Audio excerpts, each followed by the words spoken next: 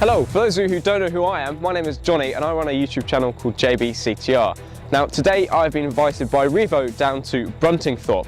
Now you may be able to see behind me there is a massive runway and I also have two Mk8 Fiesta STs.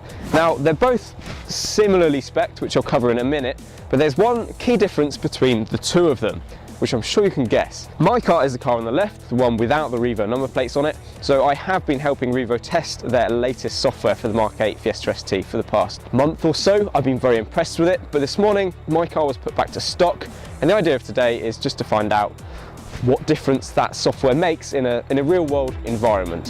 So you join me in the Revo Fiesta. Now you may have noticed that visually neither of these cars are standard, so let me talk you through the modifications. Now this particular Fiesta has lowering springs all round, it's got 20 more spaces all the way around, which make a big difference from the rear in particular, and my car has lowering springs and that's about it. In terms of performance, both of these cars have a Miltech GPF back exhaust, so both the stock CAT and the stock GPF is still in place, but as they both have that, it's nice to have a fair medium really. Generally, the only difference in terms of power is the Revo ECU software.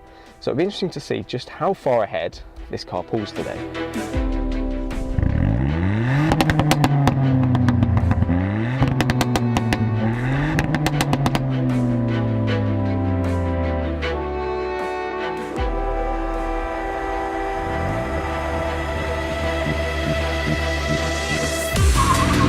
Oh my word, this thing is quick.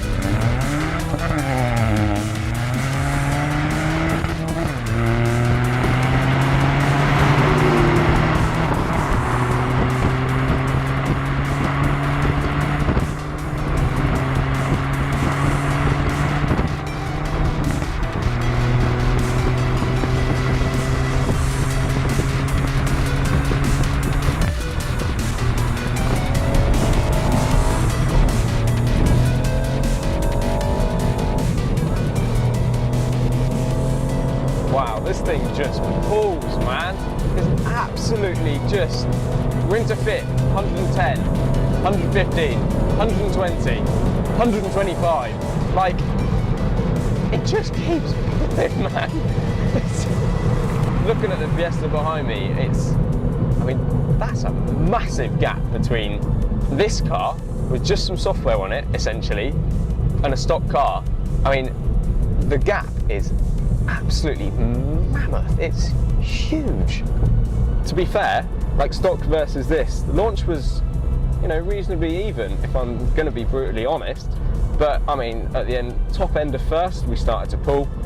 Top end of second, further, third, further, fourth, further, and yeah, it's for just some ECU software. I mean, that's yeah, quite impressive. Like, really impressive.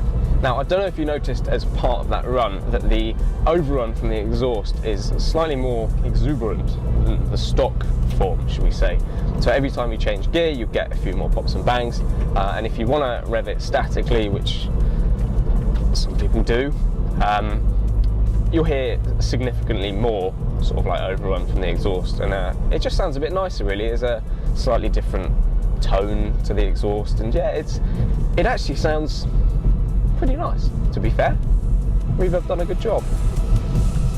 So there we have it. That was the Revo car against the stock car, and as you saw in that race, there was quite some margin between the two cars, but I'm sure it doesn't take a genius to work out that today we did a fair few runs and it wasn't just done in one take. That said, despite me fluffing up all my launches, because unfortunately I am not a racing driver, no matter how poor my launch was off the line, I could be a full car length behind the stock one and still win by a country mile. Now, I know it's not an exact science doing it on here, because it's not perfectly smooth and all that kind of stuff, but today really did show me at least the difference between the ECU tuned cars, I should say, and the stock one, and yeah, that gap is huge. So anyway, thank you to Revo for inviting me along today. I had a wicked day and I hope you enjoyed the video.